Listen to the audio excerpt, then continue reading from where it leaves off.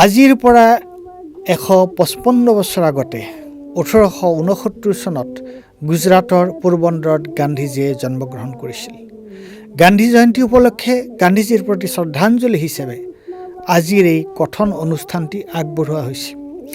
এই শ্ৰদ্ধাঞ্জলি অনুষ্ঠানত সুদূৰ মুম্বাইৰ পৰা আমাৰ সৈতে অংশগ্ৰহণ কৰিছে গান্ধীজীৰ পৰিণাতি শ্ৰদ্ধেয় তুষাৰ গান্ধী ডাঙৰীয়াই। গান্ধীজীৰ প্ৰিয় ভজন বৈষ্ণৱ জনতোৰে আজিৰ অনুষ্ঠানটো আমি আৰম্ভ কৰিবলৈ ওলাইছোঁ। এই ভজনটোৰ ৰচক আছিল 1500 শতিকাৰ নৰসিংহ মেহতা নামৰ এগৰাকী কবি। বহুতে এই ভজনটো গাইছে, কিন্তু আজি আমি আপোনালোকক শুনোৱা ভজনটো গাইছিল প্ৰখ্যাত গায়িকা M শুভলক্ষ্মীয়ে। Very welcome to a special episode of Cotton. And this episode of Cotton is actually a tribute to Gandhiji for his 155th year of Gandhi Jayanti. And we have a very special guest today who is participating in this discussion, who is with us to pay tribute to Gandhiji on his birth anniversary, and he is none but Tushar Gandhi, the great grandson of Gandhiji.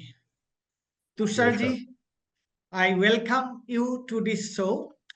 And first thing, maybe I'll be asking you some questions which you are very familiar with, but still, as because you will be new for the audience, for the viewers of this region, so maybe you please excuse me for asking you these questions. Yeah. Go ahead and ask the question. Yeah. First thing, how do you feel being about related to Gandhiji? It's a matter of great pride. It's I've always cherished the legacy I've inherited, but it also comes with a lot of responsibilities, and so that has to be that realization has to be there. That it also means that one has to be responsible for one's behavior and one's there are expectations from people. I don't bother much about the expectations of people, but I do realize that I must fulfill some of it. And also to be truthful to yourself, I think. Yes, and that's where I do not have an alternative personality of the descendant of Gandhi and a private personality of my own. I try to be as transparent as possible. I can't be as transparent as Bapu was, but I try to be as transparent and live in my private life exactly the way I live in my public life. I don't make a difference between them. Between the two. Great. Now, my next question is, this is about Bapu, about Gandhiji. I think the Gandhiji's life, it is a journey from the ordinary to the extraordinary. How do you respond to this question, this statement? It is a fact that the charm and importance of the life is the transition from a very ordinary beginning to achieving extraordinary heights, and that is what should inspire us. That is what we should be learning from, and that is where all my life I have made an attempt to unveil the human Mohandas Gandhi, who has been shrouded in this veil of Mahatma. And I believe that that has been the greatest disservice to Bapu. because Mahatma has made him be unbelievable. Whereas what should inspire is the story of Mohandas and the evolution of Mohandas from an ordinary, frail, and susceptible to failures human being to someone who converted his weaknesses and his failures into strength and success and became an icon of humanity. I think that's very important. And now I just forgot to tell you one thing. I might be asking you the questions in English, but I would request you to answer them in Hindi because the audience here, they will be, it will be easier for them to follow Hindi. Now, the thing, Zuroo. the last question, in reference to the last question, I would just want to say, now a very extraordinary person who is far from the ordinary people.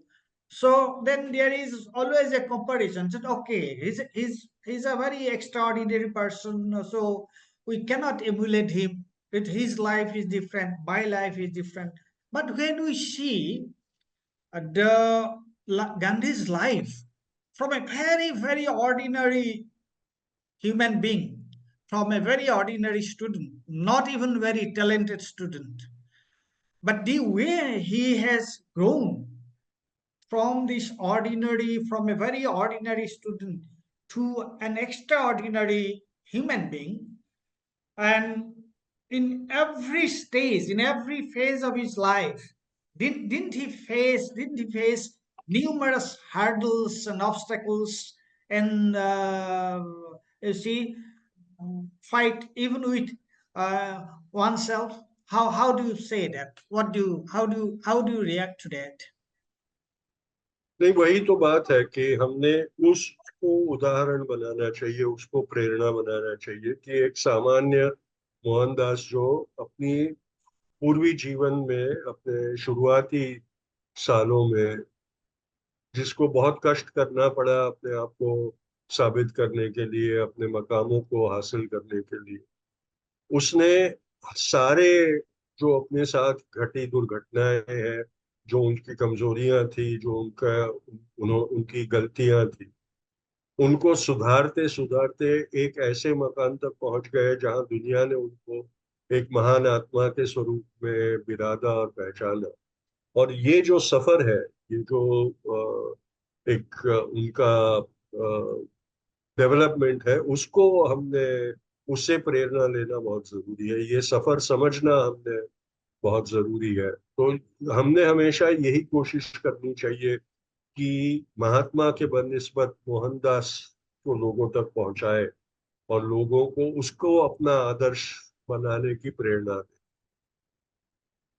Yeah, that means that actually any ordinary individual can actually climb हाँ, the height if he or she faces the troubles with his consciousness and he does not avoid and escape from the reality. Yeah. बिल्कुल। हम शायद सब महात्मा नहीं बन सकते, Hmm. लेकिन उस डगर पे जो प्रवास होगा, उसमें हर कदम पर हम बेहतर ही बनते जाए। तो जहां तक हम जा सके, भले वो आखिरी मंजिल पर ना पहुंच पाए, लेकिन जहां तक हम पहुंच पाएंगे वो हमारे लिए एक बेहतर मकाम ही होगा। ये हमने समझना बहुत जरूरी। बहुत बहुत शुक्रिया. Now next question is, uh, coming to the present context, why Gandhi's ideals have become very relevant for our time.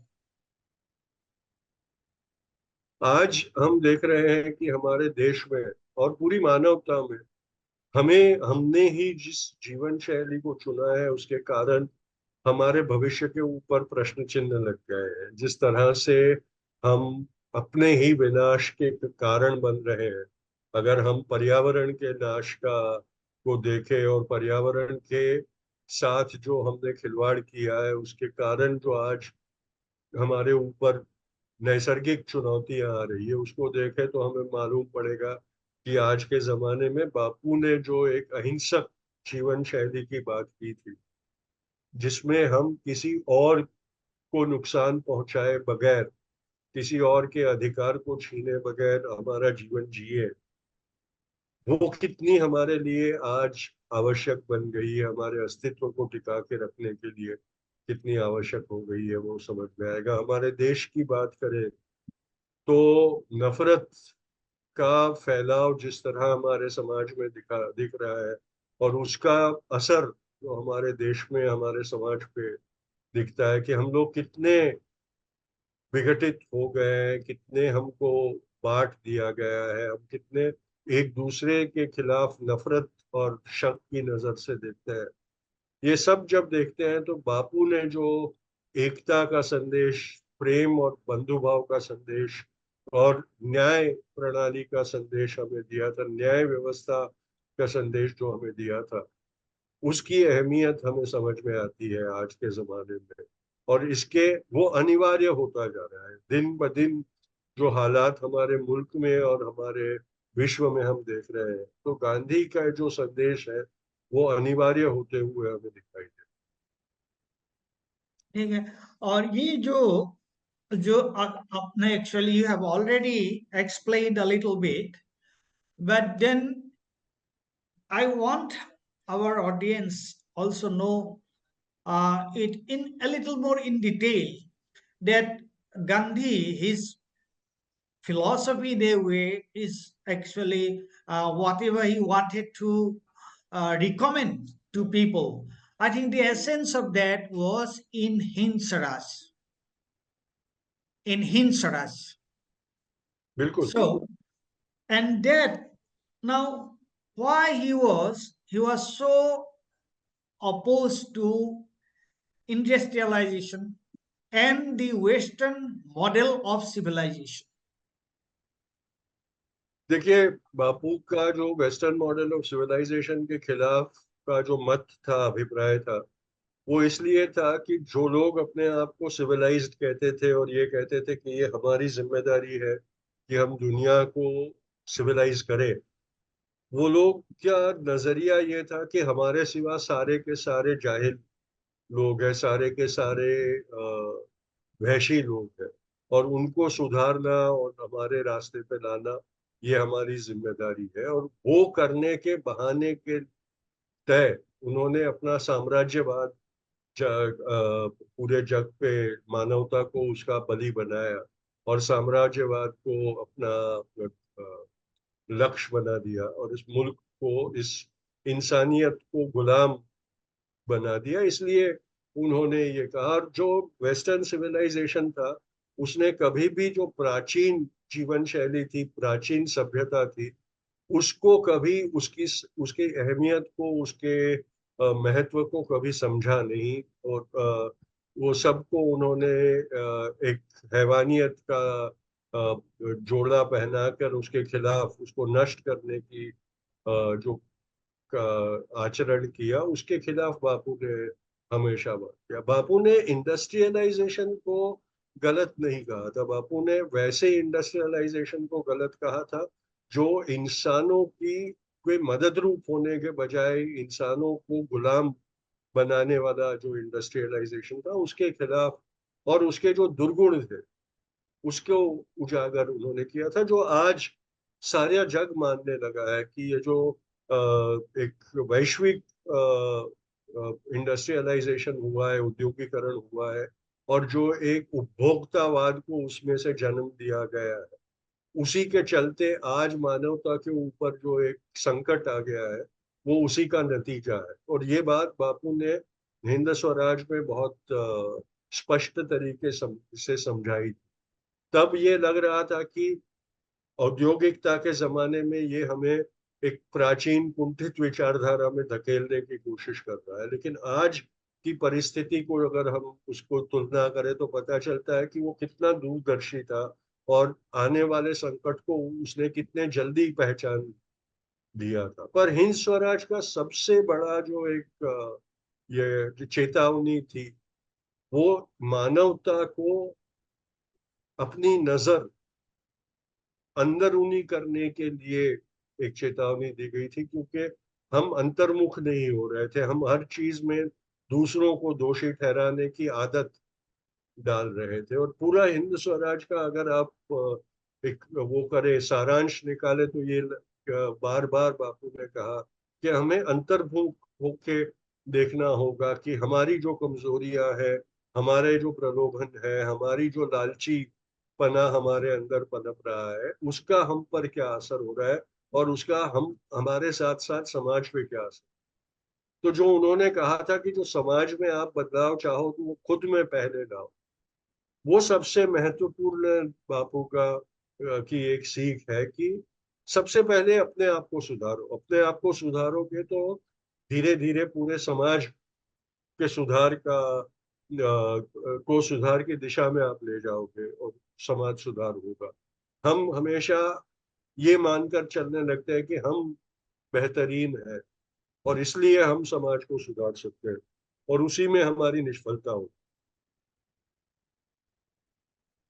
नहीं, here इसमें actually I have two things whatever you have just told.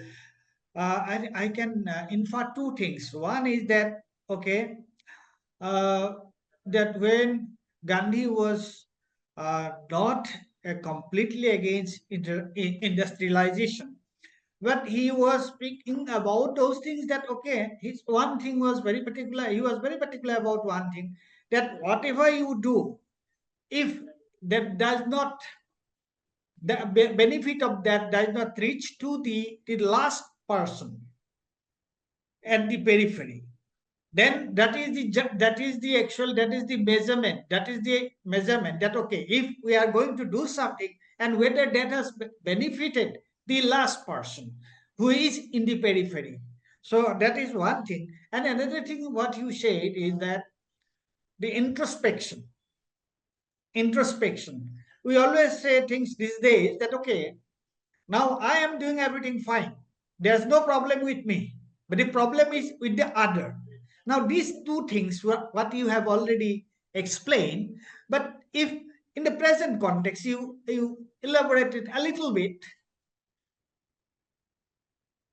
because it I'll was give you an example of the present political context where our Prime Minister is preaching to the world about the importance of peace and lessening conflict. He goes abroad and he tells everybody that India stands for peace and we are bringing the message of peace to you. He advises Netanyahu on not escalating violence in the Middle East. He like, uh, tells the Ukrainian president and the Russian Russian president and to Russia, yeah, stop conflict in that area. But he keeps completely quiet on the conflict happening for 1 year in Manipur. in Manipur, This in is our where I'm state, saying, our neighbor. yeah, and that is what I'm saying, that we have to introspect first before we talk about it, because at the moment we are becoming a laughing stock because the whole world is seeing how Manipur has been allowed to burn for 1 year, with the Prime Minister completely turning a blind eye to, the Home Minister not bothering about it, the government not caring about. And yet we preach to the world about the importance of peace and avoidance of conflict and all that. That is the contradiction to the Gandhian ideal, where he says, look inwards. And that is where Bapu, all his life, whenever things went wrong, he blamed himself. He said there was some weakness in me, there was some flaw in what I was doing in my practices, which has resulted in this anomaly happening. When Chauri Chaura happened and the first non-cooperation movement, there was one instance of violence in that. In one But place. he said no. Yeah, he said no, we cannot go ahead because this shows that we are not honest about non-violence and satyagraha. And unless that honesty comes, we cannot pursue this method anymore. And he suspended that thing. When after 1946, when communal violence engulfed almost all of the country, he introspected and he blamed himself. He said, there is a flaw in my life and my practices, which is now reflecting in the society, and I must improve myself. Even in his private life, when on his ashrams, say there were some incidents of people behaving in a contradictory manner to the prescribed way of life. He went on a fast to atone for the mistakes because he thought that it was his weaknesses that were being reflected in the weaknesses displayed by the community. So that is where what I'm saying. Today we lack the honesty of that. In our public life, the Prime Minister, who has ruled for 10 years, keeps blaming administrations of 75 years ago for the for what we are Ill suffering service. today. Yeah, and does not start taking responsibility that yes, we have also failed in doing that. The opposition also keeps blaming the ruling party and does not admit that somewhere they have also made compromises in their politics. So as long as that happens, as long as we are not brave enough to take responsibility, we are not truly Gandhian. And that is where introspection and self-analysis becomes the biggest strength of the Gandhian ideology. So we must admit our mistakes, and anybody can make mistakes, but then we must admit our mistakes and correct course. That should be the objective. Now you have already mentioned two things which are very much related to the current dispensation. Now I would like to be a little more specific here. See, if Gandhiji was a great strategist, and all his actions were time specific and circumstances specific. Now, if Gandhiji would have been living today, if he would have been alive today, in the present circumstances, what we have been facing, particularly in our country, the kind of polarization, the kind of things we have been facing right now, last in last particularly 10 years, what would have he done and what would have been his agenda for the present situation? Because in one way, whatever he faced, actually for that he sacrificed his life in 1948, and the situation at the moment is not very dissimilar. So how do you respond to them? देखिए, हमने ये समझना बहुत जरूरी है कि बापू सरदर्द का इलाज करने वाले डॉक्टर नहीं, वो सरदर्द होने वाला है ये इसके चिन्ह पहले ही पहचान जाते थे, और वो सरदर्द में परिवर्तित ना हो उसके लिए जीवन शैली में बदलाव वो हमेशा करते थे। वो चाहे वो अपने जीवन में उसका प्रयोग हो या सार्वजनिक जीवन में करना, यानी उनकी जो बातें थी वो हालात से प्रेरित नहीं हो, वो हालात होने के पहले उन हालातों को पहचान जाते थे और अपना काम शुरू कर देते थे। आज फर्क ये हो गया है कि हम सब हालातों को के खिलाफ काम करने के आदी हो गए, और वो हालात ऐसे हो नहीं, इसके लिए जो पूर्व से काम करना चाहिए वो नहीं करते। बापू ने हमेशा पहले से ही उन चिन्हों को पहचान लिया था और वो कार्यरत हो जाते थे उसके लिए। हाँ, नोआखली में जब दंगे हुए तो वो तब दंगों में गए, लेकिन ये होगा इसके अनुसार उनको तब पता चल गए थे जब उन्होंने जिन्ना के साथ एक मंत्रणा करने का दौर किया, क्योंकि वो जानते थे कि जिस रास्ते पे जिन्ना चल पड़े हैं एक दिन इस मुल्क को उसकी बहुत भारी कीमत भरनी पड़ेगी, और उन्होंने कोशिश शुरू कर दी कि वो हालात उस तक ना पहुंचे। वो निष्फल गए वो बात अलग है, लेकिन उन्होंने प्रयत्न भरपूर किए, यहाँ तक कि जिन्ना को समझाने के लिए उन्होंने आखिर में ये भी फॉर्मूला दिया कि भाई आप सत्ता ले लो, आप अपनी तरह से सत्ता चलाओ। पर देश का विभाजन ना हो। तो ये जो एक उनके अंदर एक दूरदृष्टि थी, वो हमारे सार्वजनिक जीवन में आज दिखाई नहीं दे। हम पट्टी लगाने वाले, जब घाव होता है तो पट्टी लगाने चले जाते हैं, मरहम लगाने चले जाते हैं, लेकिन वो घाव हो ही नहीं।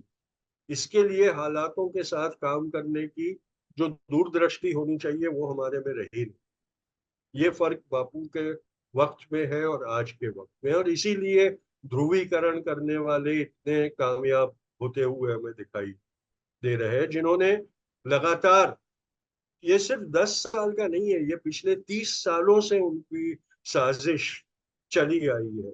और पिछले 75 साल से वो लोग बैकग्राउंड में रहकर दीमक की तरह हमारा जो ढांचा है उसको खोखला करने के लिए कार्यरत रहे।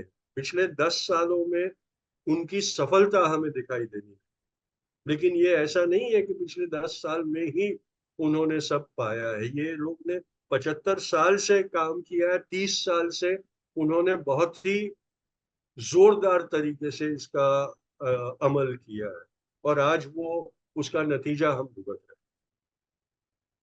You have said something very, very important, because you say that it's not only, it has not happened just now, and it is not the thing whatever we have seen in last 10 years. So there is a preparation. Of course, there was a preparation from the other side, and they were very successful maybe in last 30 years, and that is why we have seen what we have seen today. हैं। Now बिल्कुल। my last question to you, that is, in the present circumstances, so if you would have to give an appeal to the people, to the right thinking people, what would be your appeal to them not in just to the the right, present circumstances? नहीं, सिर्फ जो हमारी विचारधारा के लोगों को ये संदेशा देने का कोई फायदा नहीं है, क्योंकि वो तो हमारे साथ संलग्न है। हमने विपरीत विचारधारा के लोगों को ये कहना होगा कि कैसे उनके रास्ते गलत, और ये दिखाने का धैर्य हमें दिखाना पड़ेगा आज के जमाने में। और सिर्फ हम, जो बापू ने किया वो हमने आज करना पड़ेगा, कि जो एक एक जो विरोध था, अंग्रेज सल्तनत, अंग्रेज हुकूमत के खिलाफ का विरोध था, उनको चर्चा सत्रों से बाहर ले जाके सड़कों पर आंदोलन को ले जाने का जो कार्य बापू ने किया, उसी के कारण सत्याग्रह के युद्ध की डोर सेनापति के तौर पे उनके हाथों में आई। आज हम लोग विचार विमर्श और सलाह मशवरा में बहुत व्यस्त हो गए हैं, और हम एक दूसरे के साथ वैचारिक तौर पे विरोध जताने में मशगूल हो गए, जबकि जो विरोधी विचारधारा है, जो खूनी विचारधारा है, जो नथुराम गोडसे की विचारधारा है, वो रास्तों पे अपना प्रभाव दिखा रही है, घरों में अपना प्रभाव दिखा रही है, समाज में अपना प्रभाव दिखा रही है। इसलिए हमने भी रास्तों पे उतरना होगा, और जो जंग रास्तों पे छेड़नी होगी, अगर इस प्रजातंत्र को बचाना है तो हमें उसको करना पड़ेगा, एक और सत्याग्रह हमें करना पड़ेगा। और उसके लिए जो कुर्बानियां दी गई थी हमारे स्वतंत्रता संग्राम में, वैसी कुर्बानियां देने का साहस हम में होना बहुत जरूरी है। ये आसान लड़ाई नहीं है, ये बहुत कठिन लड़ाई है, क्योंकि तब तो हम एक विदेशी हुकूमत के खिलाफ लड़ रहे हैं। आज हमें अपने ही लोगों के खिलाफ लड़ना, और वो ज्यादा कठिन होने वाला है, लेकिन वो अनिवार्य है, हमें लड़ना तो होगा। I think it's a very uh, pertinent thing you have said, that okay, the protest we have been seeing, discourse, discussion, and protest on social media and all those things. And we have also experienced these things. We have been seeing these things, writings in the newspaper, social media. But what you have said, and I also sincerely feel that unless we go to the people, And unless we go to the people, unless we are face to face with the common man, and we try to make them understand the situation, and that means unless we are on the street, I think we shall not be able to fight effectively with the forces of division. So I'm really grateful to you that you could spare some time to be with us and to celebrate this Gandhi Jayanti with the people from this part of the country, from the northeast, from Assam. And I feel as if you are with us, you are amid us, and we shall together, we shall try to do whatever ways we can do for this country, for the challenges the country is facing at the moment. And your last words. हमें यहाँ हमारे दो बहुत महत्वपूर्ण नेताओं को आदरांजलि अर्पित करता हूँ, शास्त्री जी और गांधी जी, क्योंकि 2 अक्टूबर दोनों की जन्म जयंती, दोनों के और जन्म आज उन दोनों से हमने प्रेरणा लेनी चाहिए, क्योंकि शास्त्री जी ने जो जय जवान जय किसान का नारा दिया था, आज हम देख रहे हैं कि हमारा जवान और हमारा किसान क्या हो दोनों असंतुष्ट है, दोनों के ऊपर अन्याय हो रहा है। तो शास्त्री जी को श्रद्धांजलि देने के लिए इन दोनों के लिए हमने संघर्ष करना होगा, और बापू की प्रेम, सत्य, अहिंसा और सर्वसमावेश की जो एक विचार था, जो आचरण था, वो भी आज खत्म होता हुआ दिखाई दे रहा है। तो इन दोनों महान नेताओं को आदरांजलि हम देते वक्त इस राष्ट्र का पुनर्निर्माण करने का संकल्प कर लेकर आगे चले, तो ही इन दोनों को श्रद्धांजलि देने के लिए लायक हम ठहराए जाए। इसलिए शुभकामनाएं, और हमारे जो फर्ज है उसको याद दिलाते हुए मैं आपसे विदा हूं। थैंक यू, नमस्ते, thank you, okay, bye, bye bye.